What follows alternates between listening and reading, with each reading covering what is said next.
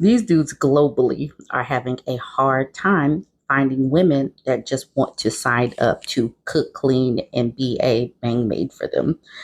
I'm seeing the same sentiment globally because what I'm seeing on the flip side are women opting out globally. So the men's are flailing and failing and having mantrums all over the internet because women are not subservient and traditional anymore. So this man has a full 2 minute diatribe on why he is not dating a Mexican woman. He says several times why he's not getting with a Mexican woman. And you guys must see this. And you must see this from these different people and these different perspectives because it puts things into global perspectives that they are going to run out of women to try to conquer and try to make subservient because women have options these days and women are wanting to do more than cook, clean, and be an incubator. So let's listen to this man talk about how he does not want a Mexican woman. Mexican women. Don't marry a Mexican women because they're not traditional no more. At least 80 or 85% of the Mexican women nowadays, even in Mexico, they're not traditional no more. They're not. And you gotta accept the fact that they're not, my family will love for me to marry a Mexican woman because that's my culture and I'm proud of my culture. I love my food, everything, I could speak Spanish, everything. But I'm not planning on marrying a Mexican woman. I'm not. I'm marrying outside my race and I'm raising my family in a different country too. I you know, I don't want to keep going, right? But fellas, if you're planning on marrying a Mexican woman, please don't get me wrong, you might find a good one here and there. Probably you to find a good Mexican woman nowadays, I say your chances are 50%, 15%, 15% or less of finding a good traditional Mexican woman because most women nowadays are not traditional, especially Mexican women. Like I said, like at least 80 or 85% of them are not traditional no more. So your chances are pretty low to find a good traditional Mexican woman. Me, I'm open to Muslim women, Eastern Europe women, and Asian women. But they must all come from a good family and have good traditional values. That's me. And like I said, I'm not planning on raising my kids here. And I'm happy to see Mexican brothers, they're marrying outside their race, and I don't blame them. I seen Mexican men, married with white women, Asian women, black women, and I don't blame them, bro. I don't blame them, because Mexican women nowadays don't want to be feminine. They don't want to respect the man, and it's cool, I don't judge them. They do their thing. I'm cool with it. But me, I'm not marrying a Mexican woman, and that's it. I've talked about South Korea's birth rates. I've talked about birth rates globally and how they are tumbling off a cliff. I've talked about women choosing to be single and child free. Now, this woman is a Korean woman, and she is giving her perspective from the Korean woman's perspective. And it mirrors what many women are saying. They're saying it globally. So take a listen to her video. So Korea's birth rate is so low. Would you like to hear an opinion from a Korean woman? Hi, I'm Marianne and I talk about cultural differences. So I am that Korean woman who should be getting married and have lots of babies. But I have no plan of doing that right now, and I'll tell you why. Part one, I'm going to talk about more of the psychological, emotional side that I feel. So number one, there's just so much negativity about marriages and having children. It's almost as if it's stupid to get married and have babies. There are TV shows in Korea that show people who are depressed and just really unhappy because they're married. But they hesitate to go through a divorce because they have children, so they just remain miserable and just really, really unhappy. There are comedy shows, and so many people joke about how there's no romance after getting married, and they freak out if their partner tries to kiss you or touch you because you're not supposed to do that to family members.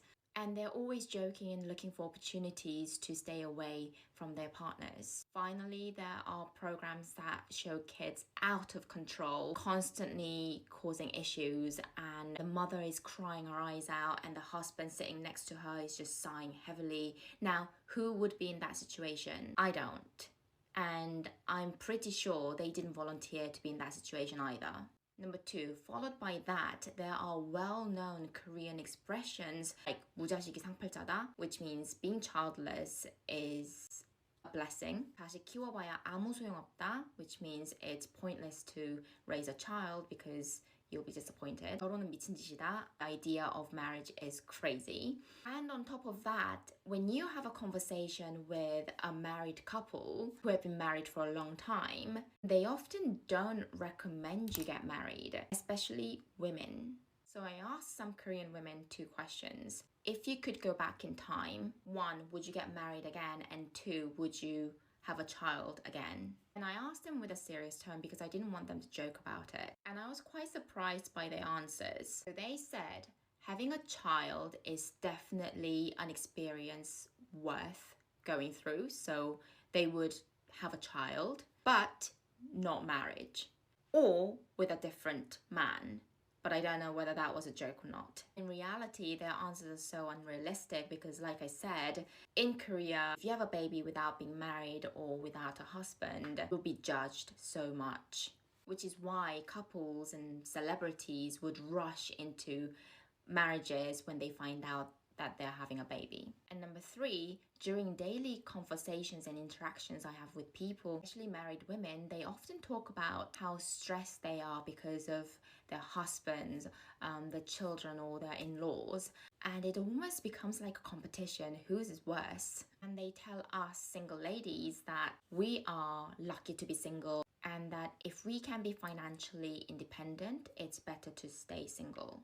In the old days, if you are not married by 30, 35, seniors would put pressure on you. But nowadays, they actually encourage you not to rush.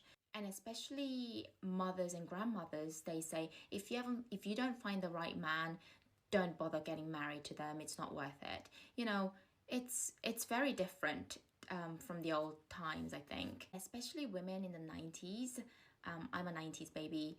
We grow up witnessing and experiencing how stressful and unfair life can be as a working mother. We don't want that.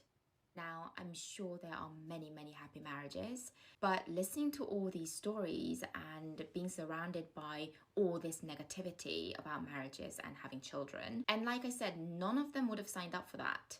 And knowing this, am I ready to risk all that and let go of all my freedom and peace?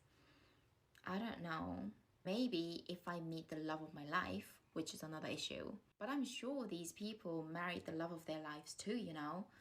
And I didn't even mention any of the practical issues like money, housing, career, more money, raising a child in such competitive society, more financial burdens. Yeah, the government is doing stuff, but Korean people just laugh at it. That I'll talk about in part 2. I hope this helped.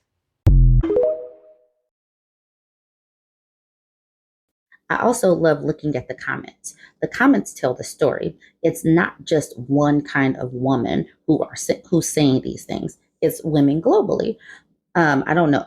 I'm assuming that Freddie is a woman, but Freddie60 says, I think women around the world are waking up. And then this person says, waking up alone with 3 cats and no family. These men really still believe that that is an insult. It just doesn't hit the same way. LaQuisha says, my dream, actually. This person says, I live in the UK. Every mother I have ever met has told me to choose happiness and not to get married or have kids. And OK says, I'm married 11 years now with 3 kids. The trick is picking a good man. And then Mr. Whisker says, I fear a good man is incredibly rare these days. You're very lucky. And then this person says, some women just don't want kids, no matter how good her man is. And then Tommy says, or you're no good woman. Be a good woman first. You're no good either. And then OK says, it's not even luck. I had to include my parents in the decision making. Sometimes we are blind, but our loved ones can spot the red flags, which is perfectly acceptable. Motherhood is no joke. This person says, married, 53, kids in college. If I could do it again, I'd do neither. And Amalia says, I keep hearing this.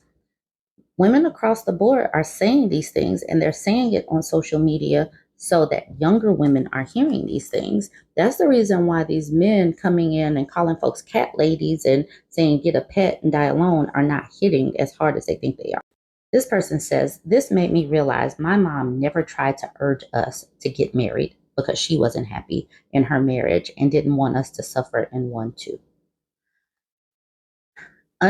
Understand that is a lot of the times it's watching other women's experience that makes women want to opt out. It's not some feminist coming in and putting things in women's heads. It's literally what we are experiencing and seeing ourselves firsthand. Anyways, you guys go ahead, jump in the comments, let me know what you think.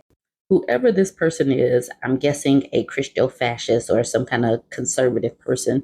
She is absolutely triggered that couples are on TikTok talking about being a dual income, no kids couple.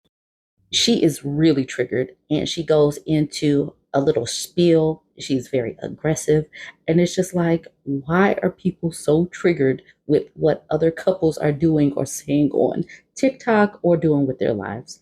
I don't know, but watch this woman. And after listening to this woman, why wouldn't you sign up to be just like her? Clearly, she is a walking, talking billboard for why people need to have kids. She just sounds so angry. I want to introduce to you guys a new TikTok trend. People with dual income and no kids bragging on social media about how great their lives are because they don't have kids. We're dinks. We're gonna get asked daily when we plan on having kids. We're dinks. Of course we're gonna go out to eat every night after work. We're dinks. We don't have to ask our family for financial help or to watch our kid when we want to go out.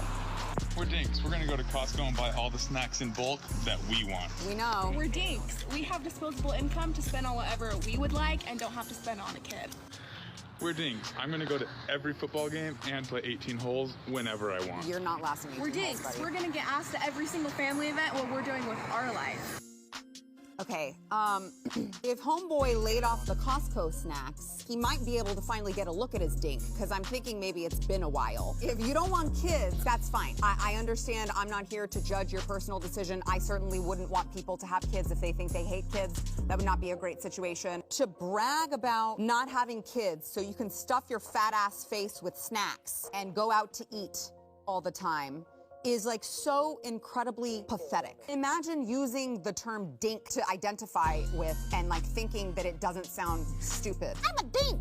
I'm a dink. I live life solely for me. I'm a dink. I will just say I fully support these two selfish pricks not procreating. I agree it's for the best.